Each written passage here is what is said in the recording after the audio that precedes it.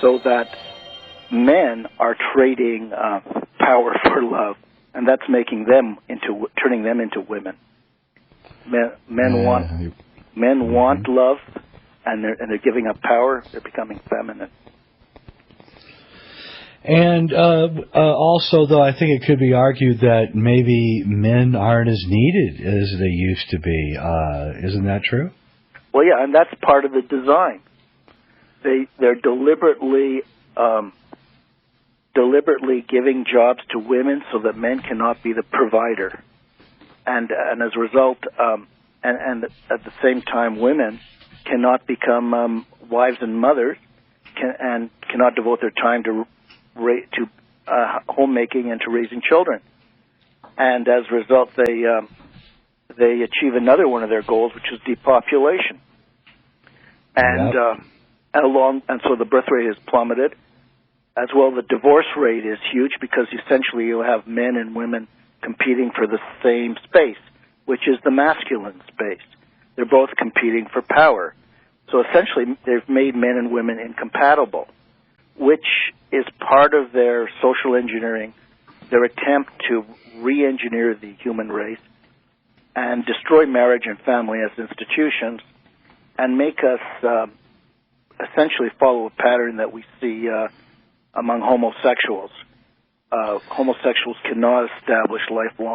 generally cannot establish lifelong bonds with members of the opposite sex, and neither can heterosexuals anymore.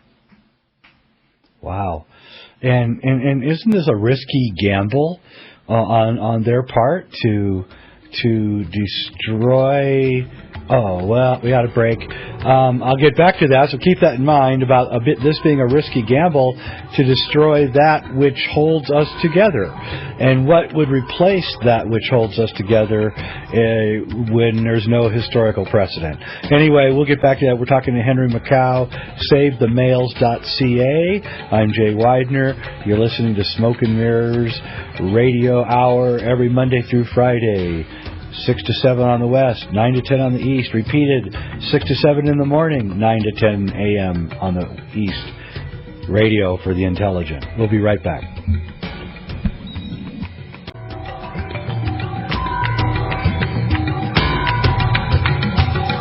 Okay, we're back. We've got a lot of ground to cover here, so I don't want to waste much time.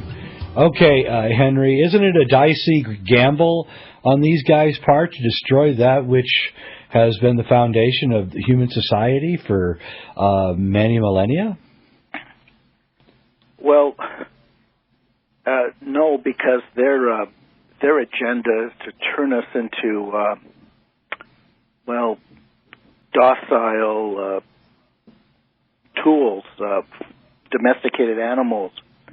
So their goal is to transform the human race into workers and consumers and obedient servants of this rich class that controls the world through central banking. So if we don't have any reference points to family and to our own traditions, to our own family history, and to our own family values, if men don't have any leadership ability and ability to give values to their families, all the better, because they're just trying to turn us into servants, drones, and they want us to be isolated and autonomous, and to find our identity in our work and in what we purchase and in the various political causes that they give to us. Well, that's a damning assessment. I would agree, actually, unfortunately. So the basic idea is to undercut masculinity, because that way you prevent rebellion too, right? I mean, that's right. Overall, they're trying to dehumanize us. And so the four, as I've said often in my writing, the four pillars of human identity, as I see them, are race, religion, family, and nation. And so they're trying to destroy all four legs of our identity so that they can transform us into and dehumanize us and make us into something more useful to their purposes. Now, the gender thing, where they empower women, disempower men, that's aimed at destroying the family, destroying marriage as an institution, and destroying us in terms of our gender identity.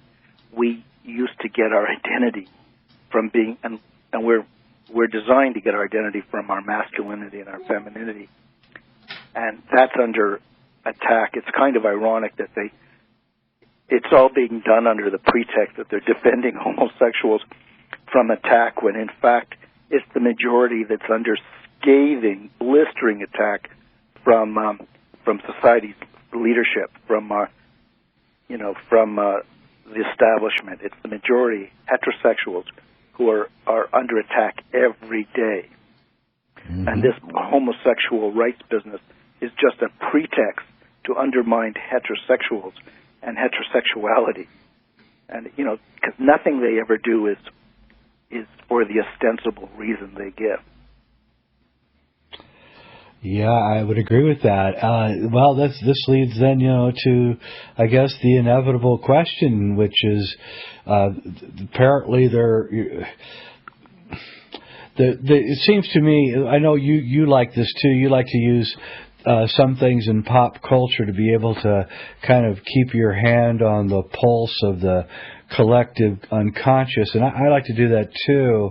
And I see things that are big, huge hit movies that are never talked about, like the movie Gran Torino with Clint Eastwood, and yet he can make a movie about a woman boxer, which was a terrible movie, and wins the Academy Award. And he makes a movie about a guy who's faithful and it helps the community, and he can't get anywhere with it. But when I look at the box office receipts, he made more money with Gran Torino than he made with the boxing movie, which I can't even remember the name of it anymore.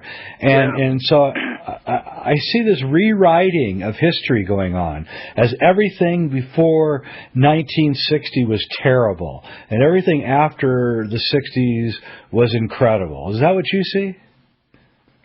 Well, I definitely see movies as one of their primary instruments of indoctrination, that in television shows and music, the lyrics of music.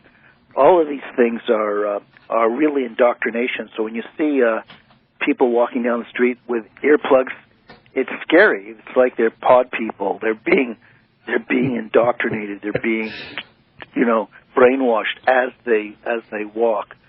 Now there are some exceptions. Movies do get made that seem to undermine the agenda. I think 17 Again was one, which actually was quite wholesome. It was just totally out of character, but all the Judd Apatow movies are just disgusting. And they are.